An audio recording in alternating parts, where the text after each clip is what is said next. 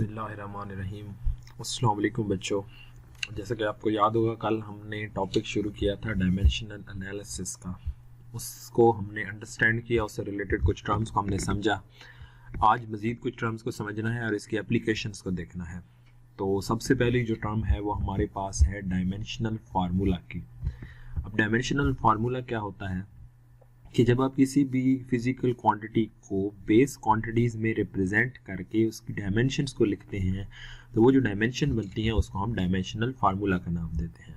तो the expression which shows how and which of the base quantity represent the dimension of physical quantity is called the dimensional formula of the given physical quantity. यानी कौन सी base quantity overall कितनी base quantities मिलके एक physical quantity को show कर रहे हैं जो आप एक फार्मूला में शो करते हैं, that is known as a dimensional formula.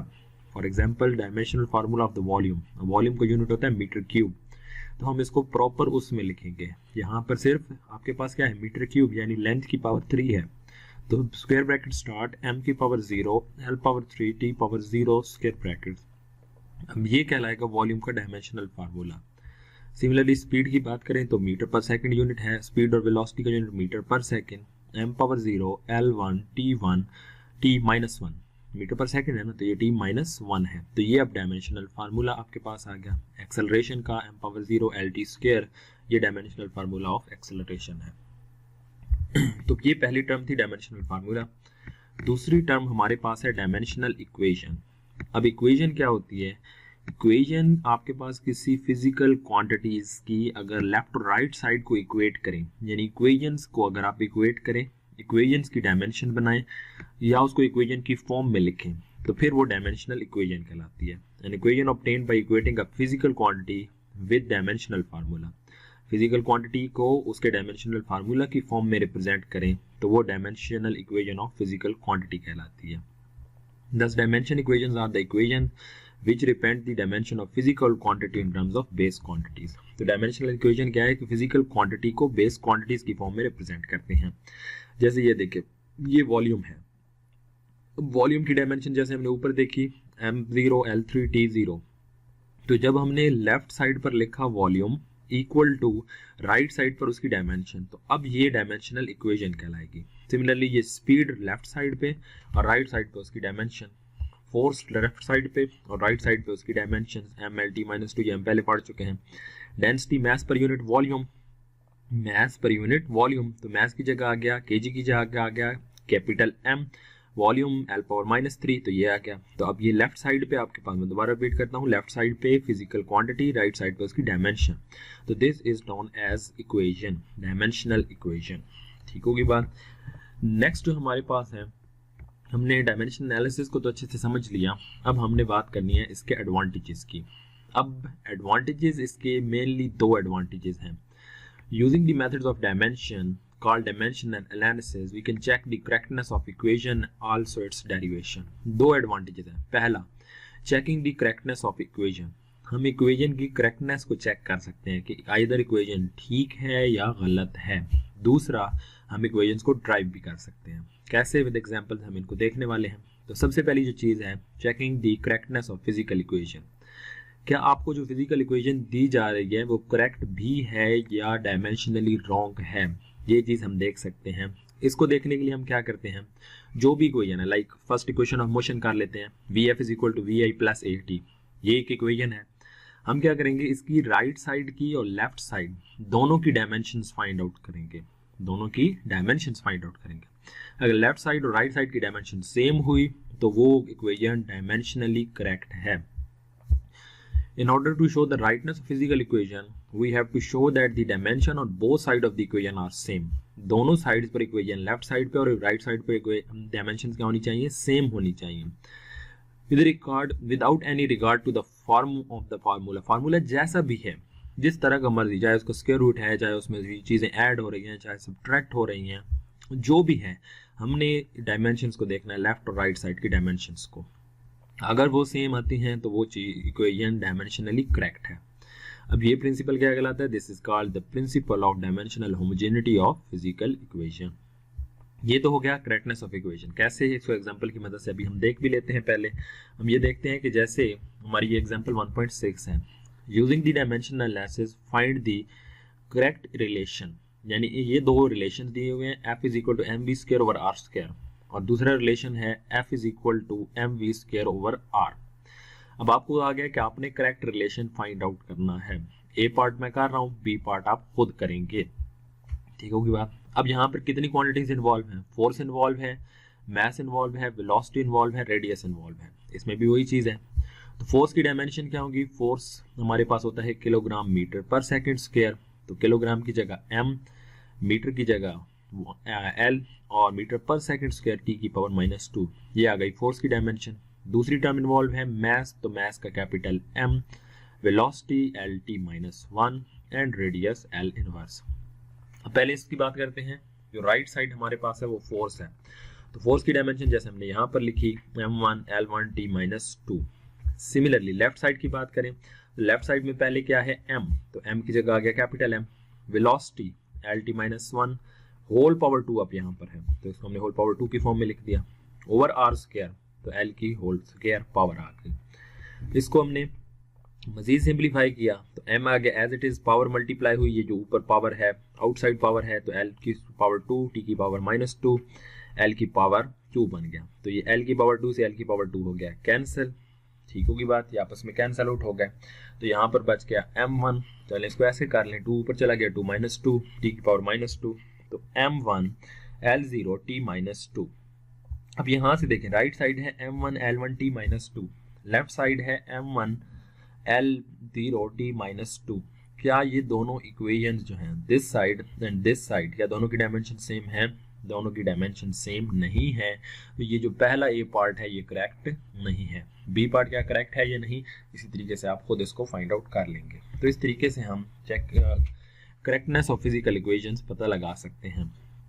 अब इसकी एक लिमिटेशन है, लिमिटेशन ये है कि even a physical relation is dimensionally correct, it does not prove that the relation is physically correct. यानी आपको एक इक्वेशन मिल रही है लेफ्ट साइड राइट साइड के इक्वल डायमेंशनली, मैथमेटिकली तो आपको लग रहा है कि वो ठीक है, लेकिन फिजिकली यानी उसका कोई रिलेशन एज सच एग्जिस्ट नहीं करता।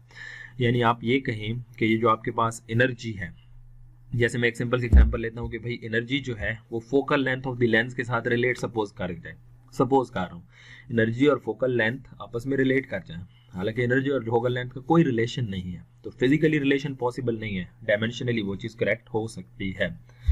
Thus, a dimensionally correct equation need not to be actually an exact equation, but a dimensionally incorrect or inconsistent equation must be wrong. वो कहते हैं कि ज़रूरी नहीं है कि जो इक्वेशन डायमेंशनली करेक्ट है वो करेक्ट भी हो, लेकिन डायमेंशनली इनकरेक्ट इक्वेशन हमेशा इनकरेक्ट होगी।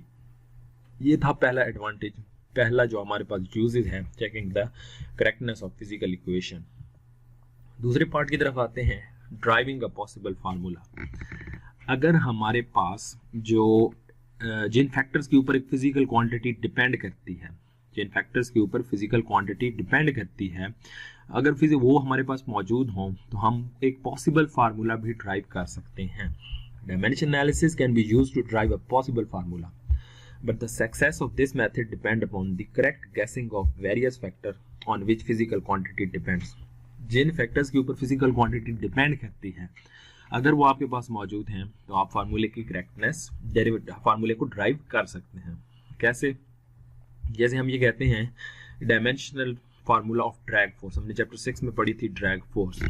अब अगर हम कहें कि मैंने solid sphere move through a liquid, the liquid possess the motion with the force F, liquid के ऊपर फोर्स F लग रही है, जो फोर्स है depend upon the coefficient of viscosity ईटा के ऊपर डिपेंड करता है, और ईटा की डायमेंशन बता दी गई m1 L-1 T-1।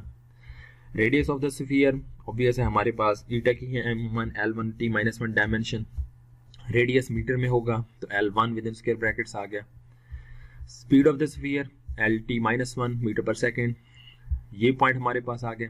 Assuming force is proportional to different powers of these quantities, guess formula of F using methods of dimension। अब देखें ये जो फोर्स है जिसकी डायमेंशंस है m1 L1 T-2, ये हमें पता होनी चाहिए, हम ऑलरेडी फाइंड आउट भी कर सकते हैं। तो हमें बताया गया कि ये जो फोर्स है वो कोएफिशिएंट ऑफ विस्कोसिटी, रेडियस और v पर डिपेंड करता है। तो आप इसका possible formula for drag force drive करें। तो हम सबसे पहला काम क्या करते हैं कि ये जो फोर्स है, सबसे पहला मेथड होता है, हम लिखते हैं this force is directly related to v r eta, और इनकी कुछ पावर्स लिखेंगे।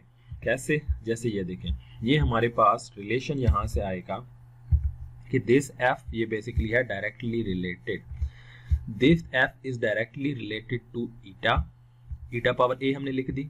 दूसरा रेडियस पर डिपेंड कर रहा था, रेडियस पावर b, स्पीड पर डिपेंड कर रहा था v की पावर c।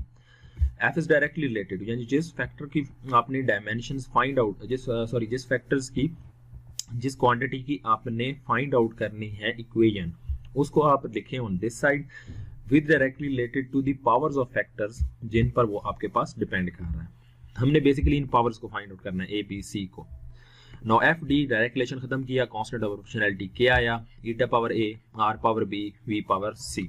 डायमेंशन पुट कर दें। एफ की डायमेंशन है जी m1 l1 t -2। आपके पास k जो है ये कांस्टेंट है, इसकी कोई डायमेंशन नहीं होती, इसलिए इसको इग्नोर कर दिया। ईटा की डायमेंशन हमने ऊपर लिखी m1 l -1 t -a। Similarly r की l पावर b, v की l t power -1 power c। अब इनको हमने अलग-अलग कर लिया, m की पावर 1 आ गई, यहाँ पर l था उसकी पावर 1 आ गई, t होल पावर बाहर हमने -2 की फॉर्म में लिख लिया। यहाँ पर m है, a से मल्टीप्लाई होगा, m की पावर a आ गया। अच्छा, यहाँ पर भी l है, दूसरे फैक्टर में भी l है, तीसरे फैक्टर में भी l है।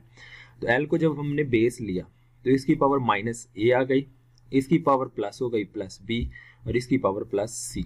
यहाँ पर t भी दो हैं, तो ये t -a और ये t -c, ये अब आ गए। अब हमने क्या करना है, इन पावर्स को कंपेयर करना है। पहले m की पावर को कंपेयर करते हैं। तो m की पावर 1 है लेफ्ट साइड पे और राइट साइड पे है a, तो a की वैल्यू आ गई 1। फॉर t की पावर यहाँ पर -2 और यहाँ पर है a -c, on left side it's a -c। तो पावर्स को कंपेयर किया तो -a -c इक्वल टू -2। तो a तो हमारे पास 1 है, तो ये आ गया -1 - c इक्वल टू -2। c उधर चला गया, 2 इधर आ गया, तो -2 + 1, तो c भी इक्वल टू आ गया 1 के। l की अगर हम बात करें तो यहाँ पर जो लेंथ है, यहाँ पर लेफ्ट साइड पे पावर 1 है, राइट साइड पे पावर है -a + b + c। तो वैल्यूज पुट की सारी जो हमारे पास a और c की मालूम है, तो b भी आ गया 1 के इक्वल। अब ये पावर्स हम इक्वेशन 1 में पुट करते हैं। जब हमने इक्वेशन 1 में पुट किया तो fd = k eta power 1 r power 1 v power 1, तो fd = k ईटा rv। अब आपको याद होगा चैप्टर 6 में हमने पढ़ा था कि ड्रैग फोर्स जो होती है बेसिकली 6 पाई ईटा rv है। तो डायमेंशन एनालिसिस ने हमें इस कांस्टेंट 6 पाई के बारे में नहीं बताया, बाकी ईटा आरवी का पॉसिबल फार्मूला जो है वो हमें बता दिया। ये इसका आप कह सकते हैं ड्रॉबैक है कि ये हमें कांस्टेंट के बारे में नहीं बताता। क्यों, कैसे वो अब नहीं बता सकता, इसकी लिमिटेशन है ये। अभी हम ये भी देखते हैं। अच्छा, यहाँ पर असाइनमेंट भी है, एक है, ये आपने बेटा भी करनी है, कि जो time period of the simple pendulum है वो डिपेंड करता है आपके पास मास ऑफ द बॉब पे, लेंथ पे और एक्सेलरेशन ड्यू टू ग्रेविटी पे। तो इससे आपने इसी मेथड से फार्मूला रिलेशन अभी टाइम पीरियड का ड्राइव करके अभी दिखाना है। तो लास्ट पे फिर देख लेते हैं लिमिटेशन जो ड्राइविंग का पॉसिबल फार्मूला की है। लिमिटेशन क्या है कि dimension analysis very useful in deducing relations among the independent physical quantities. इंटरप्री डिपेंडेंट यानी जो एक दूसरे के ऊपर डिपेंडेंट कर रही हैं। इंटरप्री डिपेंडेंट का मतलब है जो एक दूसरे के ऊपर डिपेंडेंट है, उन क्वांटिटीज का ये रिलेशन बता सकता है। However, dimensional constant cannot be obtained. लेकिन ये हमें डायमेंशनल कांस्टेंट के बारे में कोई इंफॉर्मेशन नहीं देता। तो इसका मतलब है ये उन कांस्टेंट के बारे में जिनकी कोई डायमेंशंस नहीं होती, उनके बारे में कोई इंफॉर्मेशन नहीं देता। जैसे 6 पाई था, इसकी कोई डायमेंशंस नहीं है, तो यहाँ पर फिर हमें k तो मिल गया लेकिन उसकी प्रॉपर वैल्यू नहीं मिली। ये था हमारा आज का बहुत ही इंपॉर्टेंट टॉपिक डायमेंशन एनालिसिस का। इसको बेटा देख लेंगे, कोई कन्फ्यूजन होगी तो फिर मज़ीद इंशाल्लाह डिस्कस कर लेंगे। अल्लाह हाफिज़।